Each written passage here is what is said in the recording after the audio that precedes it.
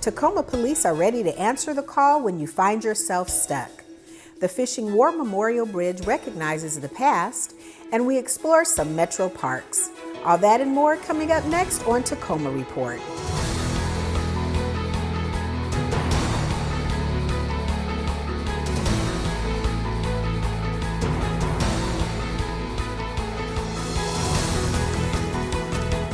Hello, and welcome to this edition of Tacoma Report.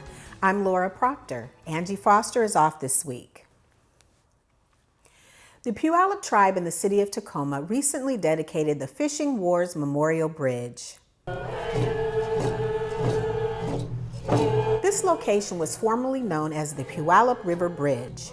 The new name recognizes the events that led up to the landmark Bolt decision in 1975 that guaranteed treaty rights and limited the state's ability to regulate tribal fishing rights in Washington state. I'm humbled to be standing here today, humbled and honored that while we cannot correct history, we have to acknowledge it. Renaming this bridge puts history of this place front and center for everyone who passes by. I hope the Fishing Wars Memorial Bridge will bring forward and help us learn to regularly tell important history that all people who live here should know. Naming of this bridge, the collaboration of the work that was done to bring this new bridge to life and naming it is symbolic in many ways. This bridge, it's bridging the past with the present and the future. This is symbolic of the city of Tacoma respecting our culture and recognizing that we have work to do as we move forward together. The Fishing Wars Memorial Bridge is closed for repairs and is anticipated to open in the fall of this year. To learn more about the project, visit the city's project webpage. The state's first transit-oriented development, or TOD, advisory group has been established in Tacoma, bringing together residents, businesses, property owners, and the planning and economic development communities. Sponsored by Tacoma Council member Robert Toms, representing downtown Tacoma, the TOD advisory group will help inform the public about the design and development of significant transit projects throughout the city, including the Dome District, one of the region's most transit-rich areas. Experience the beautiful Tacoma waterfront, unencumbered by cars. The 7th annual Downtown to Defiance event is taking place on Saturday, September 7th from 9 a.m. to 2 p.m. The free, family-friendly event opens 5 miles of Tacoma's waterfront to human-powered transportation.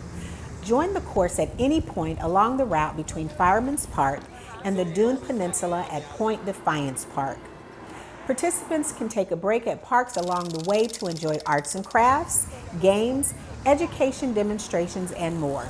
To get all the event details, visit the city site. There may be towering hills surrounding our city, but Tacoma features miles of beautiful waterfront. 3 iconic public beaches are community favorites, and Tacoma Report's Dave Gordon checked out these shorelines to find out more about what they have to offer. Tacoma shoreline weaves along Puget Sound for miles. Remnants of industrial activities, maritime transportation, and even an established old-growth forest complement the city with 3 well-known public recreational areas: Owen, Titlow, and Ruston Way beaches. I mean, where can you go and sit and have a snack or something and just watch the water and the animals? Like, we just seen a big old seal come up out there. Ruston Way is my favorite, and then next is Titlow Beach. My favorite beach is actually Ruston Way down at the end. And I also like Owens Beach because it has sand there, and you can dip your toes in the sand, and you can bring your grandkids and let them play right there. Owen Beach is nestled along the forested old-growth trees of Point Defiance. Known for smooth, worn gravel, the beach slopes to the water with access for just about any aquatic adventure. Titlow Beach is part of Titlow Park. The beach itself was once the ferry connection between Tacoma and Gig Harbor. The beach is a mix of boulders and sand, making up a community shoreline. Beaches along Ruston Way were once the maritime industrial section of Old Tacoma. Time and the elements carved up the shoreline with boulder breakwaters and smooth pebbles, creating micro beaches, mainly accessible at low tides. These three beaches have something in common: popularity and cold water. Puget Sound water temperatures rarely get to the mid-50s, even in the middle of summer. Warm summer air temperatures are feeling really good, but the water here in the Northwest, this is cold. That's why I'm wearing this suit. It kind of keeps me a little bit warm, although I'm freezing right now in the water. Summer events keep the beaches hopping with events like the Freedom Fair. There's water sports, or just exploring, all along the Titlow, Owen, and Ruston Way beaches. If you and your family want to splash around in warmer summer waters, you may want to check out some of TPU recreational freshwater lakes. Whew! For Tacoma Report, I'm Dave Gordon. Check out these Tacoma beaches at the Metro Parks Tacoma website. The city has begun the Safe Stations pilot program. We'll fill you in about how it works right after the break. Stay with us. Modeled after a similar fire department-based program in Manchester, New Hampshire, the Tacoma Fire Department has launched a Safe Station program, which is part of the department's opioid response plan. Here to tell us more is Deputy Mayor and co-chair of the Opioid Task Force, Connor McCarthy. Connor, thank you so much for being on the show. Thank you for having me. Absolutely. So Connor, can you tell us, why does the city have an opioid response plan? Well, simply put, the city has an opioid problem, unfortunately. Last year, Tacoma Police and Fire responded to over 1,500 calls related to opioid conditions. Last year alone, Tacoma Fire administered Narcan, which is the life-saving medication for those experiencing overdose, nearly 400 times. So we have a problem and we need a response. And we need a response that drives down fatalities, drives down abuse, and increases the number of individuals who are on the road to recovery. And in order for that response to be effective, we need to improve and innovate the ways we are connecting people suffering from substance abuse disorder and opioid abuse disorder directly to treatment. And that's what this program does. Wow, those numbers are staggering.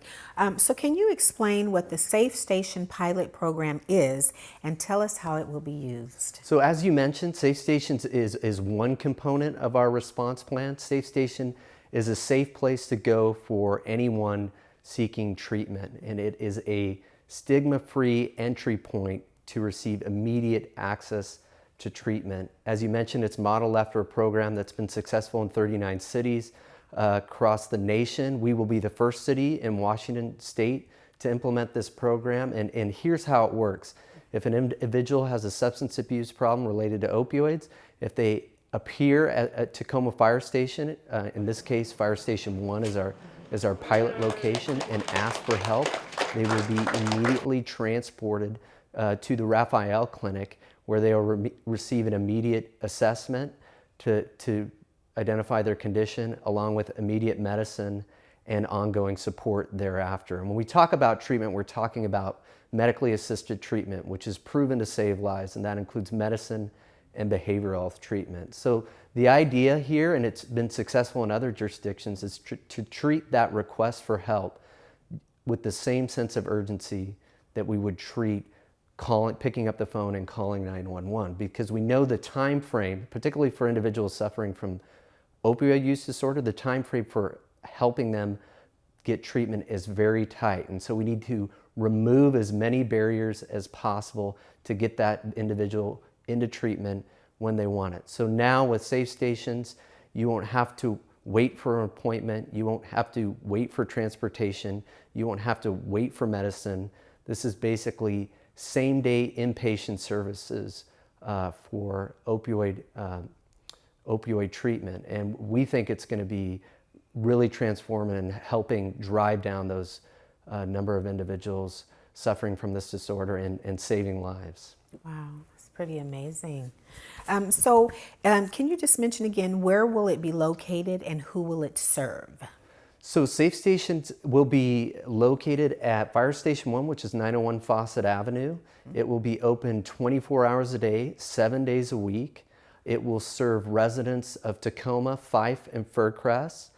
And if an individual shows up after hours, so not during the regular business hours of the Raphael Clinic, then with our new program we just launched last month, our Tacoma Cares Unit, which is a mobile response unit, we'll actually be able to provide the same treatment services right there on the spot to the individual that they would at the clinic until the clinic opens and we can get that individual into ongoing treatment. Okay, wonderful. So Connor, I have one last question for you. And you kind of touched on this a little bit earlier, but what are the goals of the pilot program? Well, the goal is to see if we can't drive down, as I said before, drive down those numbers of fatalities. I think Tacoma Fire projected that, you know, if we continue on this trend, we could see up to 37 fatalities in next year. So we've got to get better at connecting individuals to treatment. Treatment is a major part of the solution, along with prevention and education and other measures we're working on at the task force. But if we can't more effectively connect that individual with a place where they can get treatment without any of these barriers, then we're going to unfortunately see, you know, these numbers go up. So really, it's about saving lives. It's about removing barriers. It's about increasing the number of individuals who can easily and efficiently get on that path to recovery so that they can have healthy lives and so that we can have a healthier community. Absolutely. Well, Connor, we appreciate you being here today. Thanks for having me. Thank you so much for everything that your department is doing, and we hope that you will update us in the near future on how the program is progressing. Absolutely. Thank you to come so in. much. Thank you. Up next, we'll get an update on tenant protections. Stay with us.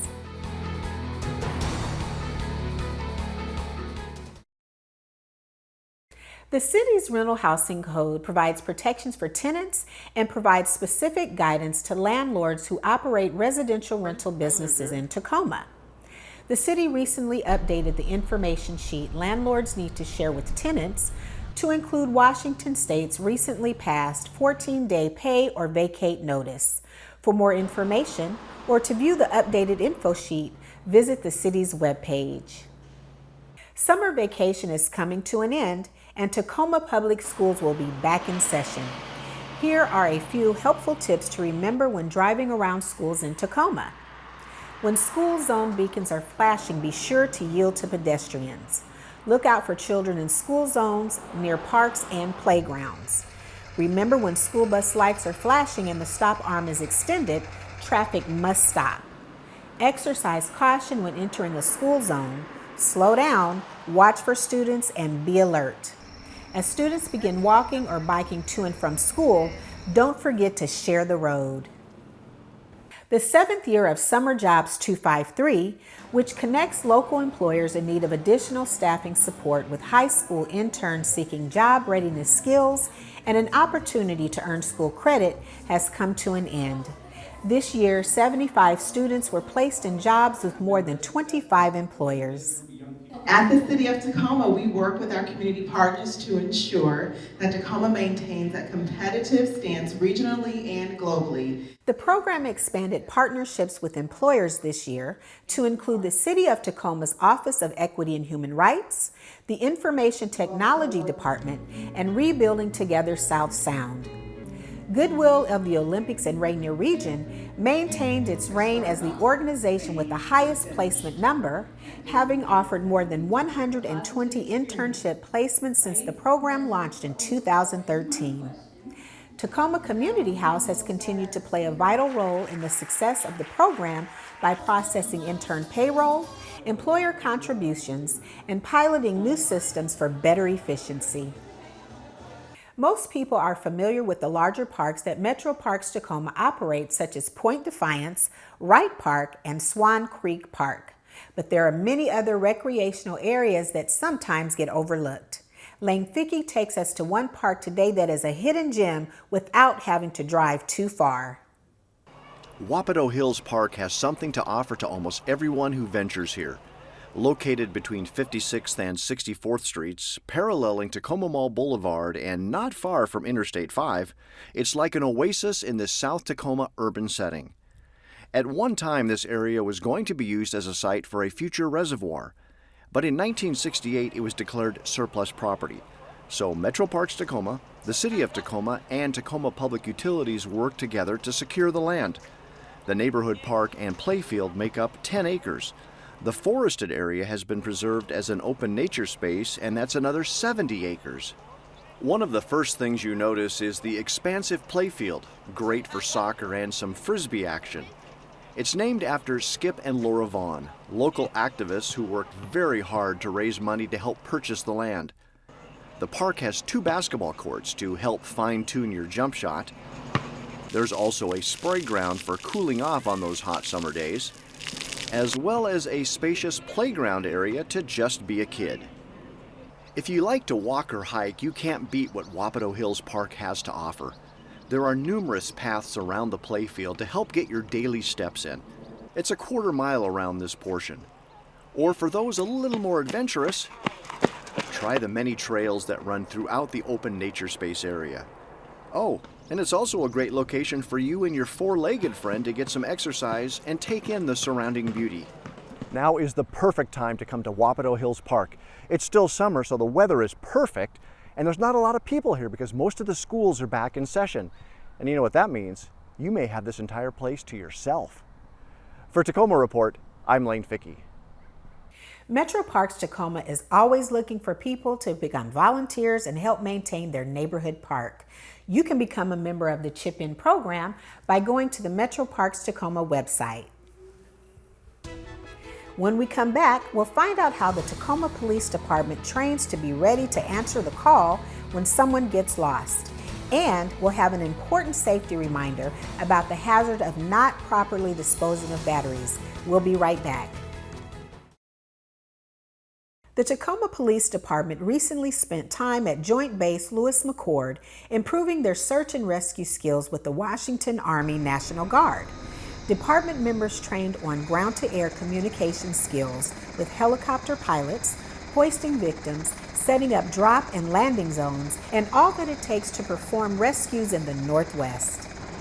At the Tacoma Police Department, public safety is our #1 goal. We try to provide our search and rescue coordinators with the cutting-edge training that will enable us to best serve the citizens of Tacoma as well as the surrounding communities if the call arises.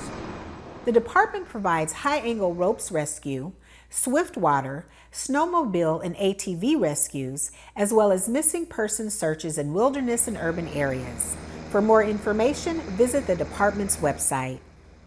The City of Tacoma is doing its part to help battle graffiti with the Rapid Graffiti Removal Program, which provides property owners in Tacoma's key corridors up to 3 graffiti removals or up to $2,000 in services, whichever is met first. So addressing graffiti rapidly is important, particularly within the first 24 to 72 hours so that it doesn't grow or get worse. We find that property owners that leave graffiti on their property tend to have that graffiti get bigger and bigger, almost to an unmanageable state. Or it moves from one property to the next property to the next property. It gives the impression that people don't care about their property or they don't care about the neighborhood. For more information about the program or to see if you qualify, visit the program's webpage. The city is encouraging residents to take charge of battery disposal. Stacy Elliford has more on how proper disposal includes electronics containing lithium-ion batteries. Small, rechargeable batteries, although less toxic than regular household batteries, can still cause problems when they are improperly disposed of in the trash. Lots of small electronics contain them now. I'd say cell phones, watches, tablets, some medical devices, some toys. Lots of different small electronics contain them now because they are a good option as compared to the older counterparts. In some cases, improper disposal of these items can cause a hazardous situation. When these batteries are put in the trash, they can cause problems for our drivers who go and collect the trash and then put them into the truck, and then they're compacted. So that can either scratch or puncture or cause some kind of damage to the battery, and which cause it again to overheat and start a fire. There's been lots of fires that have happened this way across the United States, especially within the solid waste industry. So it's super important that folks know what to do with them and recycle them appropriately in the appropriate bins. Once electronics are no longer working, remove the batteries and bring them to the Tacoma Recycle Center and Household Hazardous Waste Facility at 3510 South Mullen Street. Also, some other options might be McClendon's Hardware. They have a battery program, Lowe's, Home Depot, as well as Best Buy. But I'd say check with your local provider, your local hardware store before you go drop them off, just to make sure that they're accepting them and that they have a program at their store. The Hazardous Waste Facility accepts other types of batteries, including vehicle, button, household, and nickel cadmium. If items containing small rechargeable batteries are not ready to be recycled just yet, you can donate usable electronics at a Goodwill donation center. Be sure to delete any personal data before donating. For Tacoma Report, I'm Stacey Ellifret. For more information on the Household Hazardous Waste Center, including a list of accepted items, visit the city site. And finally, the Tacoma Pierce County Health Department recommends if you're 6 months or older, you should get an annual flu shot. The more people in Pierce County who get vaccinated, the less flu can spread in our communities. The vaccine is changed nearly every year depending on what virus strains are circulating, and we want to make sure that people are really well protected.